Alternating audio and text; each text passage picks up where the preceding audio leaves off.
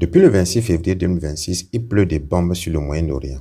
Une guerre déclenchée contre l'Iran, connue dans l'Antiquité comme la Perse. Un pays du Moyen-Orient entouré par l'Afghanistan, le Pakistan, les Émirats arabes unis, le Koweït, l'Irak, le Turkménistan et non loin de la Syrie, du Liban, de l'Israël et de l'Arabie saoudite. Tous des pays dont les noms renvoient à la guerre et abritent pour la plupart des bases militaires américaines. L'opération lancée contre l'Iran a été baptisée Epic Fury et est menée avec l'Israël, un autre État dont le nom est intimement associé à la guerre.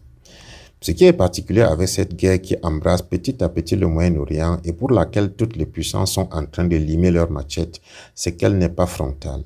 Elle n'a rien à voir avec les anciennes guerres qui mettaient les hommes face à face pour des échanges de tirs et qui a fait les beaux jours des mitraillettes. Elle se fait à distance. Chacun reste dans sa chambre pour caricaturer, localise la cible, appuie sur un bouton et l'arme part mettre le feu. Il y a même des types d'armes qui sortent et c'est sur leur trajet en vol qu'elles localisent la cible qui les attire comme des aimants.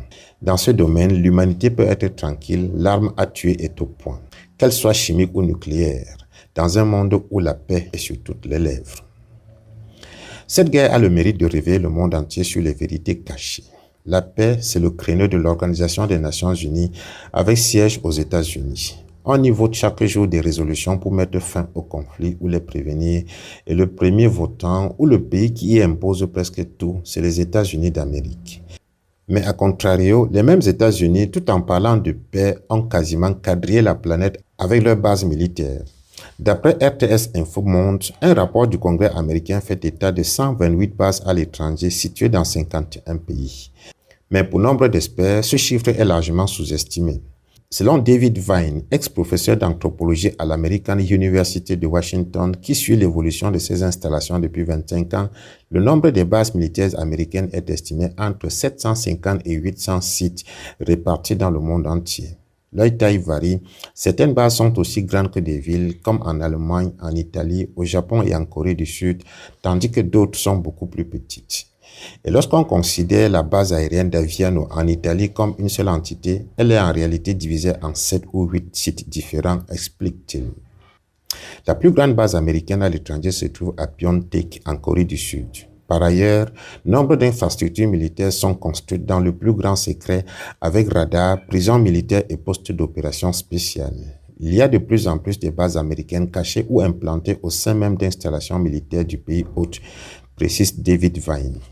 Cette stratégie vise à dissimuler leur présence, parfois même au Congrès américain ou à la population du pays hôte. Une partie du dispositif échappe ainsi au contrôle démocratique. C'est aussi l'une des raisons qui font que ces bases se situent souvent dans des pays peu démocratiques, comme autour du Golfe Persique, dans certains pays du Moyen-Orient, d'Afrique ou d'Asie, précise-t-il. Au Moyen-Orient particulièrement, on compte la base aérienne d'Al-Udeid au Qatar, la plus grande base américaine dans la région, quartier général du CENTCOM, commandement central, abritant environ 10 000 soldats, des bombardiers et des avions de surveillance. La base navale de Bahreïn, siège de la 5e flotte de la marine américaine, cruciale pour la surveillance du Golfe et de la mer Rouge. Le camp Arif Jan, la base aérienne Ali Al-Salem au Koweït, hub majeur pour les forces terrestres et aériennes, servant de point de logistique et de déploiement de drones. La base aérienne d'Al-Dhafra aux Émirats arabes unis, qui abrite la 380e escadre expéditionnaire aérienne, incluant des chasseurs et des drones. Les bases d'Al-Assad et Erbil en Irak, avec une présence d'environ 2500 hommes dans le cadre de la lutte contre l'État islamique. La base aérienne Prince Sultan en Arabie Saoudite qui héberge des escadres aériennes et des systèmes de défense antimissiles. Et enfin, on note la présence temporaire des forces américaines en Syrie en cours de réduction ou de retrait en 2026. Les experts de la guerre et de la géopolitique multiplient des théories pour donner un sens à cette guerre déclenchée en Iran. D'autres voient déjà la Troisième Guerre mondiale, mais quel que soit l'argument qui justifie le déclenchement maintenant, c'est une guerre qui se prépare depuis belle lurette. Les amoureux de la Bible diraient même qu'elle est prédite depuis longtemps. Matthieu chapitre 24, versets 6 et 7, je cite « Vous entendrez parler de guerre et de bruit de guerre. N'en soyez pas troublés, car il faut que ces choses arrivent, mais ce ne sera pas encore la fin.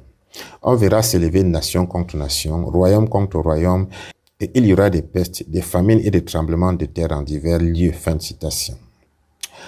Comme il faut un prétexte à tout, aujourd'hui, les pèlerins du chaos évoquent la démocratie et la paix pour s'aimer la désolation partout. Et un internaute de faire ce constat, je cite, les États-Unis ont beaucoup de chance. Là où ils partent chercher la paix, ils trouvent le pétrole sur leur chemin. Fin de citation.